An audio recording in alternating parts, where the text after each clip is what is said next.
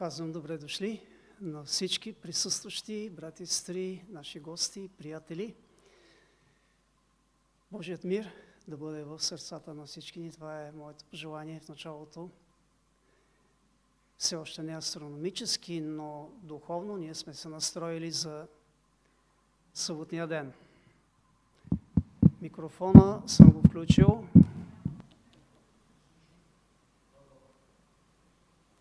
Така чуваме ли се? Така е по-добре. Чудесно. Книгата Притчи тази вечер ще бъде книгата, която ще отворим най-напред. И ще прочета два текста от книгата Притчи. 14 глава, 34 стих и след това 16 глава, 12 стих. Ето какво ни казва тази книга на мъдростта в 14 глава, 34 стих. Правдата възвишава народ, а грехът е позор за племената. Да се върши беззаконие е мерзост на царете, защото престолът се утвърждава с правда.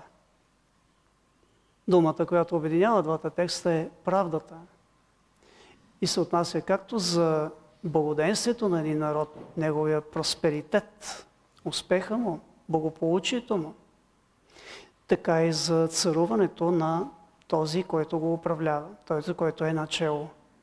Правдата трябва да бъде и на двете места. И горе в управлението, и долу при народа. За да бъдат възвишени, да бъдат уважени, почетени от Бог и благословени от Него. Въпрос. Защо Саул, първият израилев цар, неговото царуване е белязано с пълно фиаско или неуспех, провал? Кратката характеристика, която Свещеното писание дава за този човек, за този израилев цар, първи от всички царе на Израел, е, че е бил човек отборен и твърде красив. По-красив от всичките израелтяни, които са живяли в неговото време.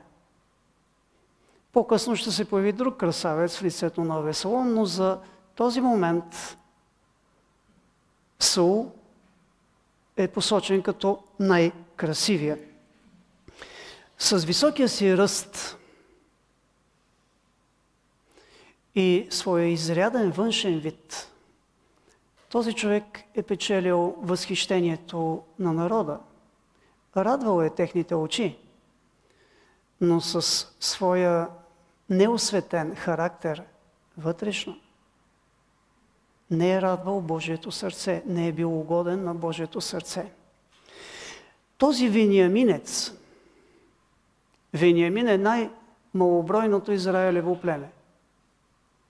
35 400 души наброяват при преброяването в пустинята. Първото преброяване. По-късно във времето на съдиите, те почти ще изчезнат. Спомнете си онази история, Съдии 20-21 глави. Ще останат едва 600 души. И там трябва да правят някакви гимнастики, за да оцелее това племе. Да им търсят моми по един малко необикновен начин. Но Вениаминецът Саул във времето на Давид започва много обещаващо. Той е много скромен в своите очи в началото. Господ е с него. Пророк Самуил му казва това, а Самуил е човекът, служителят на Бог, от чието уста нито една дума не пада на земята на празно. Върху този човек идва силата на Божия дух и той ще пророкува. Той е сред пророците. Една почетна проява, една дарба, която отличава Божия човек в онова време. Този човек като цар, като военачалник на войската, още в първата битка с амонците ще спечели победа. Да, той започва много обещаващо, но колко безславен е неговия край, колко тъжен е този край. Какво прави Бог в тази ситуация? при този случай? Искахте цар, получихте. И докъде ви доведе той? Сега разбрахте ли най-сетне, че без мене сте за никъде? Не четем за такива въпроси, Бог да е задал на своя народ. Това не е Божият стил. Затова пък четем в Божието Слово: след Саул Бог издигна на Израел цар. Книгата Деяния, 13 глава, 22 стих. След малко ще се върнем по-специално върху този текст.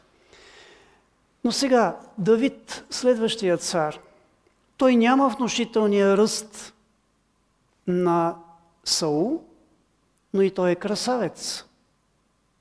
Свещеното писание го описва като човек рус, с хубави очи, красиво лице. И той е красив. И Господ казва: това е човекът, това е моят човек. Това е царя, който аз ще дам на моя народ. Давид е приятен на очите на народа. Народа му се радва, възхищава му се. Той има и подвизи, които допълват към това обаяние, което излъчва. И не само народа му се радва. Той е угоден на Божието сърце. Той е човекът според Божието сърце, по Божието сърце. И с вас трябва да си припомним сега, защо той е наречен по този начин. Човекът по Божието лице. С какво той се отличава от Саул? Книгата Деяния на апостолите, 13 глава, 22 стих. И него като отмахна, издигна им за цар Давида, за когото свидетелства, казвайки: намерих Давида, Йесеевият син, човек според сърцето ми, който ще изпълни всичката ми воля. Това е част от първата проповед на апостол Павел, която той ще произнесе като християнски проповедник вече. Това се случва в Антиохия Писидийска. И тук апостолът ще използва един цитат, защото в моята Библия проверих и в други преводи, с които разполагам, и там е в кавички, което означава, че е цитат. Много са интересни препратките, откъдето той взема този цитат. Изречението, което е цитат, е съставено от 3 части. Намерих Давида, Йесеевият син, мъжът според сърцето ми, втората част, който ще изпълни цялата ми воля. Трета част. Избирането на Давид е било божествено. Намирането предполага търсене. Някой намира нещо, след като го е потърсил. Точно така е записано и в първа книга на царете, 13 глава, 14 стих. Самуил казва на Саул. По-късно пък ще се върнем по-специално на тези текстове, но сега само за търсенето. Господ си потърси мъж според своето сърце.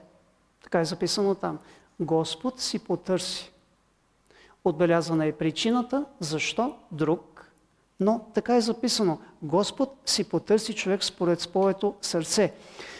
Сякаш Господ е претърсил всички домове в Израиля, за да намери човека, който ще бъде вещ да изпълни неговите намерения. И този човек е бил Давид.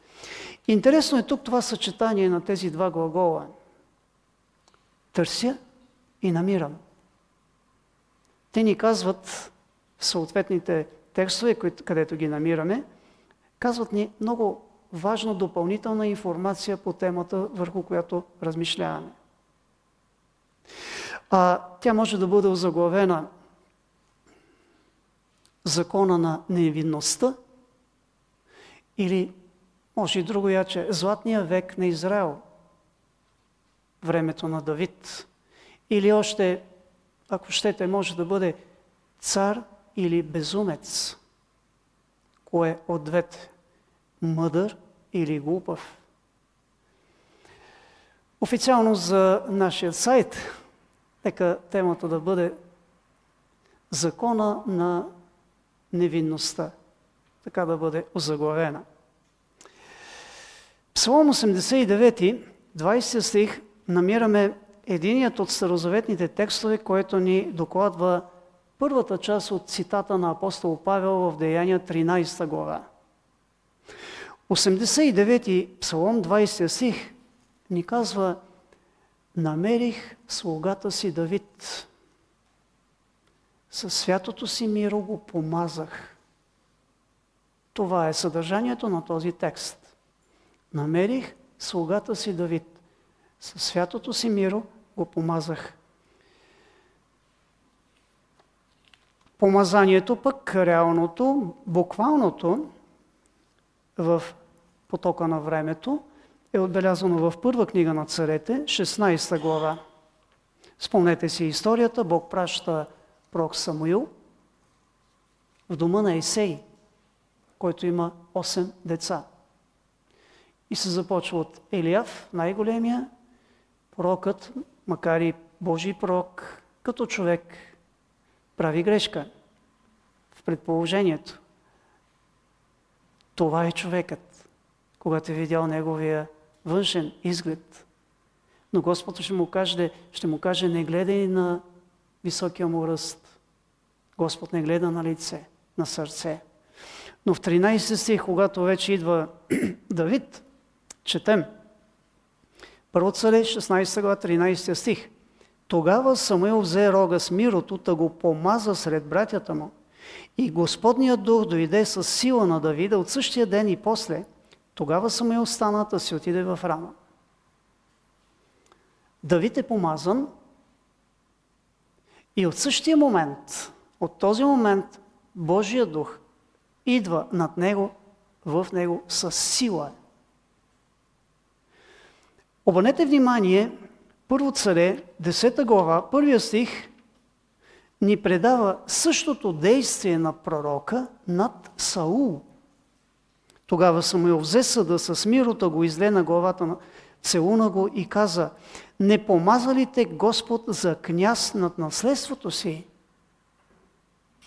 В 10 стих на същата 10 глава от първа книга на царете четем и за същия резултат в живота на Саул, какъвто е бил при Давид от помазването. И какъв е той? И Божият дух дойде със сила върху него и той пророкува между тях.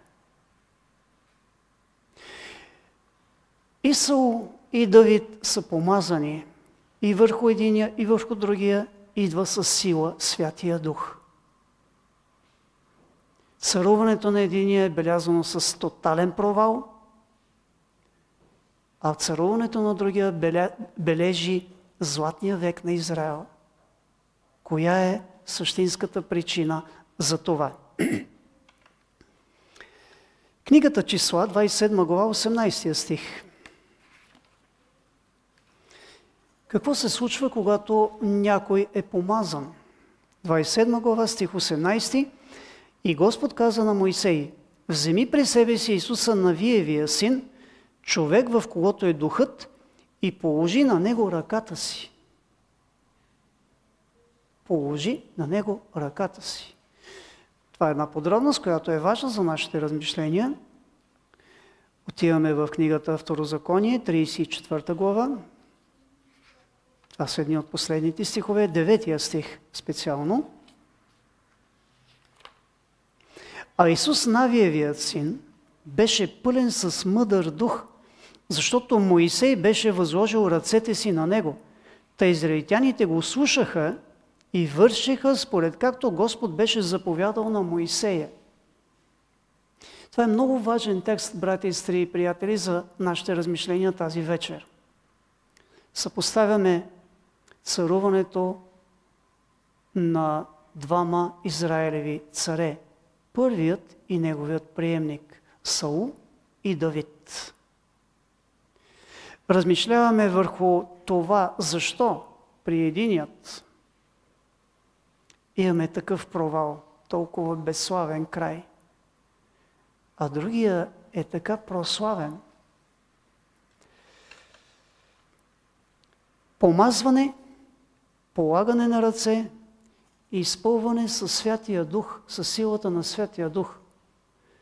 Тези три израза от текстовете, които прочетахме, представят една и съща идея. Взаимно я допълват. И тя е: помазаният човек с миро от пророк за цар, изпълнен със Святия Дух, човекът, върху когото са положени ръцете на пророка,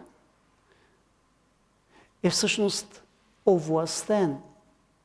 Той е изпълнен с власт да бъде служител на Бог, прокарвайки Неговата воля сред народа му.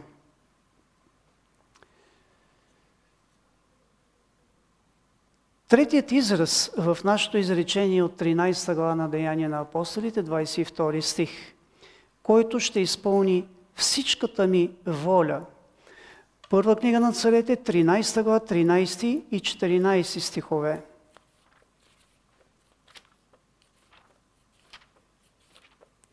Оттам е взет вторият израз, мъжът според моето сърце, но не е записано, който ще изпълни всичката ми воля, но пък ето какво четем. Първо царе, 13 глава, 13 и 14 стихове. И Самуил каза на Саул: безумие си сторил ти, гдето не опази повелението, което Господ твоя Бог ти заповяда, защото Господ щеше сега да утвърди царството ти над Израиля до века, но сега царството ти няма да трае. Господ си потърси човек според сърцето си и него определи да бъде княз над людите му, понеже ти не опази онова, което Господ ти заповяда. Тук сякаш чрез метода на контраста. Ти не опази онова, което Господ е заповядал, Божията заповед, Божията воля. Затова Господ пък ще си намери, той си е потърсил, Псалом 89 казва, намерил си го е в лицето на Давид, мъжът по сърцето му, който ще изпълни всичката му воля. Онзи, който Господ е избрал и помазал да бъде княз над народа му, ще бъде служител Божий, чрез който Божията воля да бъде изявена на народа, а чрез примера му, послушанието към тази воля, народа да поеме този пример и да спазва Божията воля. Искам да направим един кратък анализ на Първо царе 13 глава 13 стих и Второзаконие 34 глава 9 стих. Първо царе 13 глава 13 стих, вече го прочетохме, но сега отново Самуил казва на Саул: ти си сторил безумие. Безумие си сторил. Защо? Защото не си изпълнил Божията воля. Бог е имал очакване към теб като цар, но ти не си го оправдал това очакване. Безумие си сторил. Второзаконие 34, 9 стих. А Исус, Навиевият син, беше пълен с мъдър дух. Единият е сторил безумие, като не се е покорил, а другия, като е станал служител да предава Божията воля, приемника на Моисей, да предава Божията воля на народа, той е пълен с мъдрост от Божия дух. На еврейски има една игра на думи. Преди години я гледах просто го видях това нещо в един филм. И явно е така, защото поне така превода казва. Само нямам спомен дали беше коя от думите за кое се отнасяше, но ще го предам така. Думата е лемех.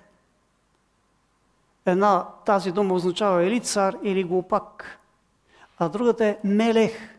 Промяна само на буквите в думата. Ако ти си покорен на Божията воля, ти си цар,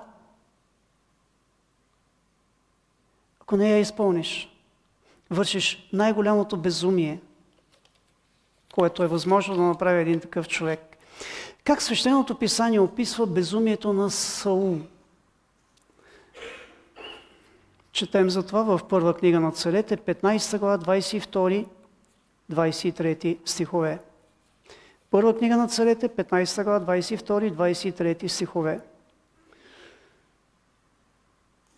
Самуил е наскърбен от развръзката, в която протича царуването на Саул. Той е възлагал много на този мъж. Той е плакал за него. Съжалявал е, че той не се е развил в посоката, която Бог е отредил за този човек, да бъде един достоен водач на своя народ и чрез послушанието на Божията воля да покаже пример на този народ, да издигне Божия закон, да прослави Божието име. Самуил е плакал за този човек. Сега той разговаря с него, опитва се да докосне неговата съвест, неговото съзнание, да го пробуди. И рече Самуил: всеизгарянията и жертвите угодни ли са така на Господа, както слушането Господния глас?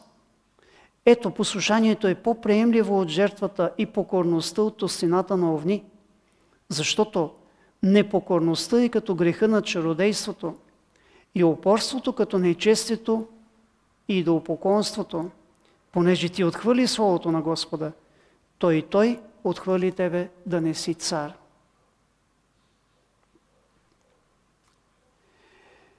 Непокорството е наречено тук като греха на чародейството. Що е то чародейство? Някъде някои го превеждат като магьосничество. Или това е опита да се влияе върху хора и събития, като се използват, като се прибягва до окултни средства. Думата окултен, знаем, скрит. Това е работа с тъмни сили и Свещеното писание много ясно, категорично заявява да не се занимаваме с такива неща. Божието дете да не се занимава с такива неща. Тук Свещеното писание в Първо царе, 15 глава, много ясно, по един категоричен начин, разбираем за всеки читател на Божието Слово, заявява, че съзнателното, искреното, смиреното послушание на ясната, разкрита Божия воля е много по-угодна пред небето, отколкото принасяне на жертви. Колкото и добри да са, колкото и многобройни да са те. Старателното придържане към моралните предписания,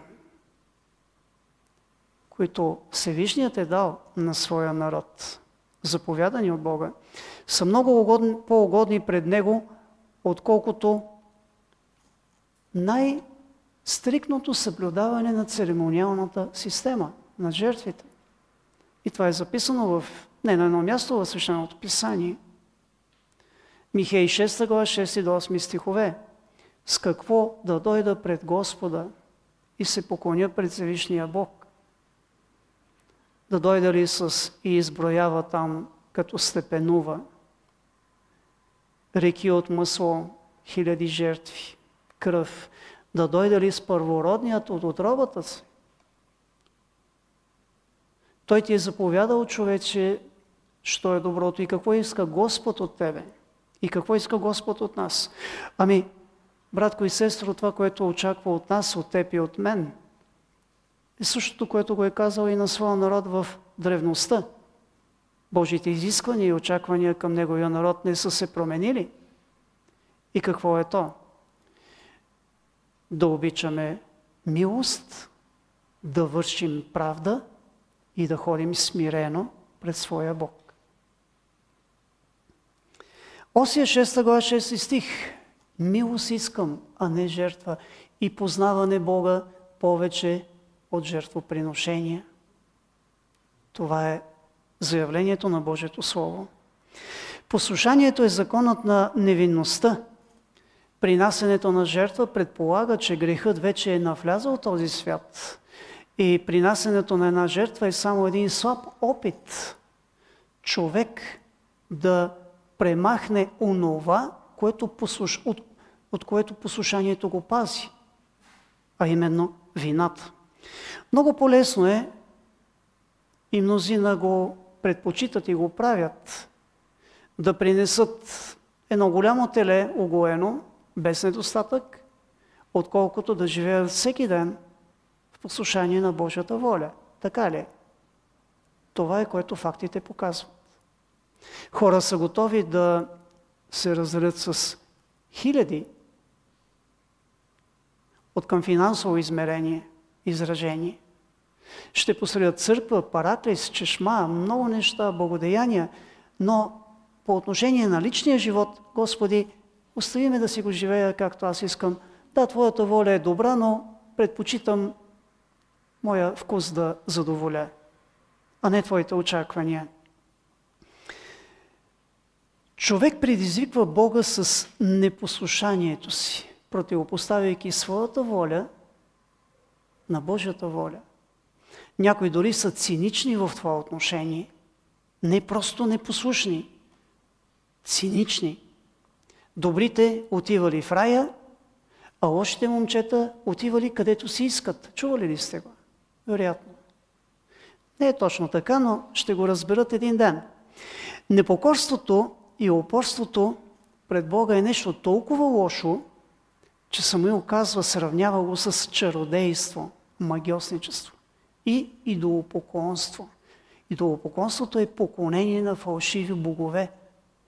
И в Свещеното писание, Свещеният доклад ни казва, че това е една от най-омразните практики, които са провокирали Божия гняв. Нека да не забравяме, че според Римляни 5 глава 19 стих, именно непослушанието превръща всички нас, хората, в грешни хора. Чрез непослушанието на единия човек, мнозината станаха грешници, така пише там. Злината на греха се състои в това, че той е беззаконие. И следователно, Римляни 8 глава 7 стих, следователно, той е враждебен на Бога. Присъдата над Саул. Първо царе, 15 глава, 23 стих. Понеже ти отхвърли Словото на Господа. Еврейският текст гласи, понеже ти презря Словото на Господа. А Септуагинтата го предава по един друг начин. Понеже ти счете за нищо Словото на Господа, то затова и Господ отхвърли тебе, казва текста, за да не си цар. Да не си цар. Онези хора, които не желаят Бог да ги ръководи и направлява, не могат, според небето, нямат право и ще им се отнеме това, да управляват други хора. Това е извода. Коя е същинската стъпка на Давид, която в личен план го превръща в мъжа според сърцето на Бог, а в национален план превръща царуването му за Израел в Златния век. Книга 1 на Летописите, 13 глава от 1 до 6 стихове. Първа книга на Летописите, 13 глава от 1 до 6 стихове. Тогава Давид се съветва с хилядниците, стотниците и всичките началници. И Давид каза на цялото Израилево общество: ако ви е угодно, обърнете внимание на обращението. Ако ви е угодно, Давид вече е утвърден на царския престол. Той вече е цар. Целият народ го е признал за такъв. Ако ви е угодно и ако е от Господа нашия Бог, нека пратим навсякъде до братята си. Давид е на царския трон. Вече е стъпил в царска служба. Той е помазан, той е избран от Господа, не си е присвоил сам това звание, това служение. Господ го е избрал. Но пред Бога неговите поданици, неговите сънародници са негови братя. Това е смирение. Да, Давид, ще каже някой, имаше много и провинения, така е. Но званието мъж по сърцето на Бога беше дадено, когато Давид следваше съветите на Бог. Писанието казва, че онези провинения не останаха без резултат, без последици, защото делото, което беше извършил, беше зло. И Давид щеше да плати. Бог не можеше да се намеси да неутрализира последиците, които той трябваше да понесе. Така е в нашия живот. Но сега четем за онези неща в службата като цар на Давид, които наистина го издигат като един успешен цар на Израел. Цар, при който този народ бележи или преживява своя златен век. Нека да пратим навсякъде до братята си, останали по цялата Израилева земя, и освен тях и до свещениците и левитите, които са в градовете им и околностите, за да се съберат при нас. И нека донесем при нас ковчега на нашия Бог, защото не го потърсихме в Сауловите дни. Ето го разковничето, ето е причината, основната, същинската. Разликата между Сауловото царуване и това на Давид. В Сауловите дни ковчега на завета не е потърсен. Сякаш тези хора, сякаш Израел е чужд на знанието, че този ковчег съществува, че в него са положени двете плочи с 10 Божи заповеди. Не го потърсихме в Сауловите дни. И целият събор каза, че ще направят така, защото това се видя право на всичките люди. Тогава Давид събра целият Израел. Това е един внушителен факт, брати и сестри. Събрал е целият Израел. И записано: от египетския поток Сихор, дори до прохода на Емат, за да донесат Божия ковчег от Кирият Ярим. И Давид отиде с целия Израел в Ваала, т.е. в Юдов Кирият Ярим, за да дигне оттам Божия ковчег, който се нарича с името на Господа, който обитава между херовимите. Давид отчита фаталната грешка в царуването на Саул. И коя е тя? Свещеният доклад ни казва: ковчега, Господния ковчег не е потърсен в Сауловите дни, в който са святите предписания на Всевишния и в чието съблюдаване народа на Израел е бил възпитаван, получаван да види зародиша на своето благополучие, успех и благоденствие, на своя просперитет. Книгата Второзаконие, 28 глава, казва това. Ако ти слушаш внимателно думите на този закон и ги изпълняваш, всички тези благословения ще те съпътстват в живота. Ще бъдеш глава, а не опашка. И ред други благословения. След това е обърната. Нещата се обръщат и са отбелязани негативите, ако не послушат. Давид внася в Ерусалим ковчега на завет. Има там една издънка с оза, но в последствие, след 3 месеца, грешката е поправена и ковчега е внесен успешно. Давид е толкова щастлив, затова че ковчега е в града. Това е не само неговия град, това е не само царския град, той се превръща и в святия град. Ковчега е внесен. И какво следва от това? С Божията помощ, другия петък ще продължим нашите размишления, защото трябва да приключвам, а имам още малко от темата, а именно някои приложения. Книгата Второзаконие, 17 глава, ни дава някои приложения от това, което споделихме, което си припомнихме с вас до тук. Второзаконие, 17 глава, от 14 до 20 стихове четем: когато влезеш в земята, която Господ твоя Бог ти дава, и я завладееш и се заселиш в нея, ако речеш: ще си поставя цар, както всичките народи, които са около мене, тогава да си поставиш за цар онзи, който избере Господ твоя Бог. От братята си да си поставиш цар. Не бива да поставиш над себе си чужденец, който не ти е брат, но той да не си събира много коне, нито да връща хората в Египет с цел да умножава коне. Защото Господ ви е казал да не се връщате вече през този път, оня път. Нито да си взема той много жени, за да не се отклони сърцето му, нито да си трупа твърде много сребро и злато. А когато седне на царския си престол, нека си направи в една книга препис на този закон, от книгата, която е пред левитските свещеници.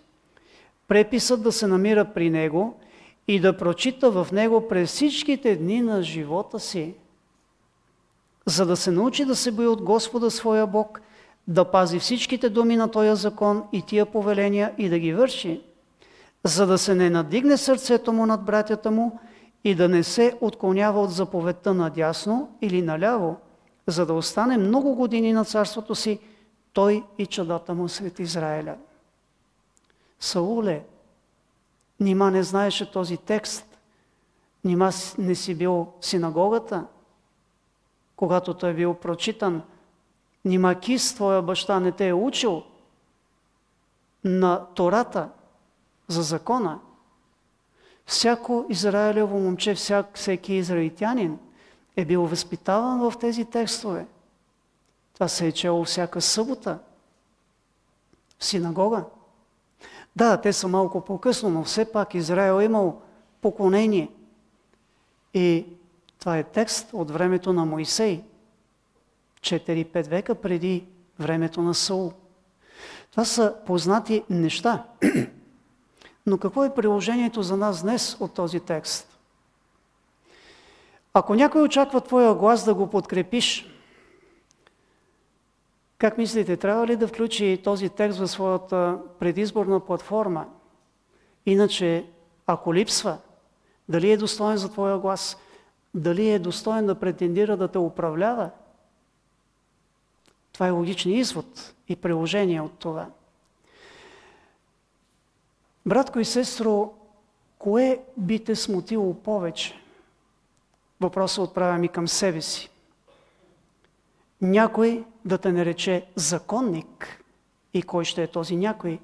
Който да е той, ще бъде човек. Ако ти си избрал, ако ти си решил да живееш според ясната светлина на Божието Слово, послушание на разкритата Божия воля, Неговия закон, и някой за това те нарече законник, това ли би те смутило? Или може би повече би те смутило в деня на Христовото пришествие Господ да те нарече беззаконник? Матей 7 глава, 21 до 23 стихове. Не всеки, който ми казва Господи, Господи, ще влезе в Божието царство, но оня, който върши волята на Отца ми, който е на небесата. В онзи ден мнозина ще ми рекат, казва Исус, Господи, Господи, не в Твоето ли име пророкувахме, не в Твоето ли име бесове изгонихме и не в Твоето ли име направихме много велики дела? Но тогава ще им заявя, аз никога не съм ви познавал, махнете се от мене вие, които вършите беззаконие. Беззаконието е нещо, за което в Свещеното писание и ясно заявява. Господ не се радва на никой човек, който живее в беззаконие. Особено е наскърбен, когато претендиращи да бъдат негови последователи живеят в беззаконие. Но ясно е заявено, че никой, който живее в беззаконие, няма да бъде допуснат в Божието царство. Това го казва Господ. Деяния на апостолите, 38 глава, 38 стих, 10 глава. 10 глава, Деяния на апостолите, 38 стих. Именно Исус от Назарет, как Бог го помаза със Святия Дух и със сила, който обикаляше да прави благодеяния и да изцелява всички огнетявани от дявола, защото Бог беше с него.